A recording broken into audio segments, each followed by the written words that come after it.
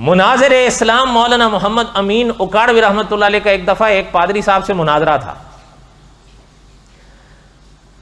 وہ مولانا محمد امین اکاڑوی صاحب رحمۃ اللہ علیہ سے کہنے لگا آپ انجیل کو ماننے کا دعویٰ کرتے ہو تو ہم نے انجیل ہاتھ میں اٹھائی ہوئی ہے, آپ کیوں نہیں مانتے ہو؟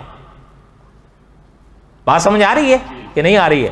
اب یہ بالکل اسی طرح سوال ہو سکتا ہے نا کہ کوئی شخص اللہ نہ کرے آپ سے یا ہم سے کہے کہ تورات کو ماننے کا دعویٰ کرتے ہو اور ہم نے تورات ہاتھ میں اٹھائی ہوئی ہے تو کیوں نہیں مانتے ہو؟ چونکہ پادری صاحب سے بحث ہو رہی تھی انجیل پر. مولانا محمد امین اکاڑوی رحمۃ اللہ علیہ نے فرمایا کہ پادری صاحب آپ کا نام عنایت مسیح ہے. اس کا نام عنایت مسیح تھا.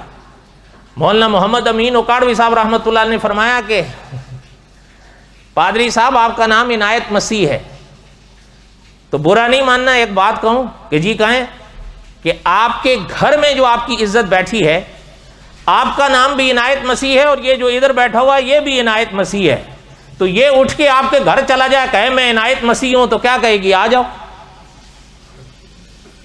نہیں سمجھے بات؟ اسی لیے میں نے پہلے کہا تھا معذرت کے ساتھ, کیونکہ بعض کی طبیعت پہ بوجھ گزرتا ہے نا. لیکن یاد رکھیں یہ جو دائرے ہوتے ہیں وہاں پر کہیں نہ کہیں ایسے جواب کی ضرورت پڑتی ہے.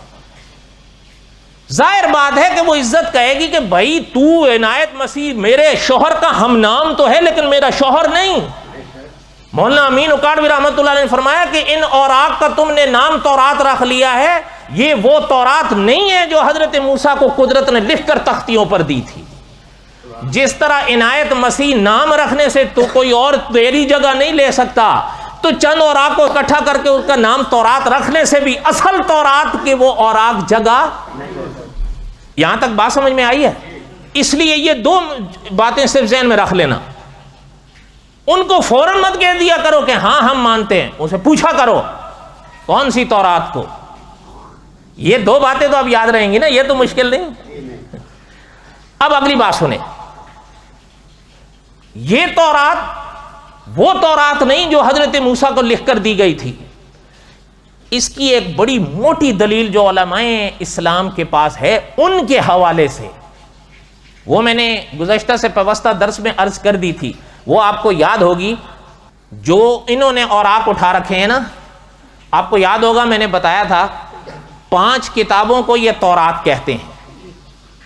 کتنی کو؟ 5 کو. اچھا وہ جو 5ویں ہیں اس کی عبارت میں نے یہاں پڑھ کر سنائی تھی, وہ الماری میں پڑھی ہے, وہ میں نے پڑھ کر سنائی تھی کہ اس میں حضرت موسیٰ کی وفات کا بھی ذکر ہے اور 120 سال محترم کی عمر کا بھی ذکر ہے, حضرت کے دفنانے کا بھی ذکر ہے, حضرت کی قبر کا بھی ذکر ہے, اور پھر اس کے بعد حضرت پر ماتم کا بھی ذکر ہے, اور پھر حضرت کی قبر کے گم ہو جانے کا بھی ذکر ہے کہ پتہ ہی نہیں ہے اب کسی کو کہ وہ کہاں ہے. یہ ہم نے لکھا ہے یا انہوں نے لکھا ہے جس کو وہ تورات کہتے ہیں؟ اچھا تو یہ تو عقل سلیم کی بڑی واضح بات ہے نا کہ اگر وہ حضرت موسیٰ والی تورات ہے تو اس میں محترم کی موت کا بھی ذکر ہے اور محترم کی قبر کا بھی ذکر ہے. یہ کیسے ہو سکتا ہے؟ یہ تو واضح بات ہے کہ پتہ چل رہا ہے کہ کوئی دوسرا ہاتھ چل رہا ہے جو محترم کی بھی صدیوں بعد آیا, جب کسی کو حضرت موسیٰ کی قبر کا بھی پتہ نہیں ہے. اسی موقع پر استاذ العلم علامہ خالد محمود صاحب رحمۃ اللہ علیہ نے لکھا ہے, یہ بات ذہن میں رکھو, قرآن پاک میں آمنہ کے لال صلی اللہ علیہ وسلم کے اس دنیا سے پردہ فرمانے کی پیش گوئی تو ہو سکتی ہے, خبر نہیں ہے. 2 لفظ ہے نا, ایک ہے خبر, ایک ہے پیش گوئی. ان دونوں میں کا فرق پتہ ہے آپ کو یا بتاؤں؟ پیش گوئی جو آئندہ, اگر میرے ساتھ کہہ دیں پیش گوئی جو, اور خبر جو ہو گئی, خبر جو, یہ موٹا سا واضح فرق ذہن میں بٹھا لیں. پیش گوئی جو آئندہ ہوگی, خبر جو ہو گئی. علامہ خالد محمود صاحب رحمۃ اللہ علیہ نے لکھا ہے کہ قرآن پاک میں آمنہ کے لال صلی اللہ علیہ وسلم کے اس دنیا سے پردہ فرمانے کی پیش گوئی ہو سکتی ہے, خبر نہیں ہے. خبر کیسے حضور کی وفات کی ہو سکتی ہے جبکہ قرآن حضور کی زندگی میں پورا ہوا ہے؟ صحیح بات ہے یا نہیں؟ احادیث طیبہ میں کیسے ہو سکتی ہیں جبکہ احادیث خود حضور کے فرامین ہیں؟ یہ علامہ خالد محمود صاحب رحمۃ اللہ علیہ نے اسی موقع پر لکھا ہے. حضرت موسیٰ والی جو بات انہوں نے لکھی ہے کہ تورات حضرت موسیٰ کی ہے، تو حضرت نے لکھا ہے کہ یہ کیسے ہو سکتا ہے کہ حضرت موسیٰ کی لکھی ہوئی تورات ہو اور اسی میں حضرت موسیٰ کی وفات کا بھی ذکر، حضرت کی قبر کا بھی ذکر، اور پھر حضرت کی قبر کے گم ہو جانے کا بھی ذکر ہے؟ یہ تو واضح پتہ چل رہا ہے کہ یہ کوئی اور ہاتھ، صحیح بات ہے یا نہیں؟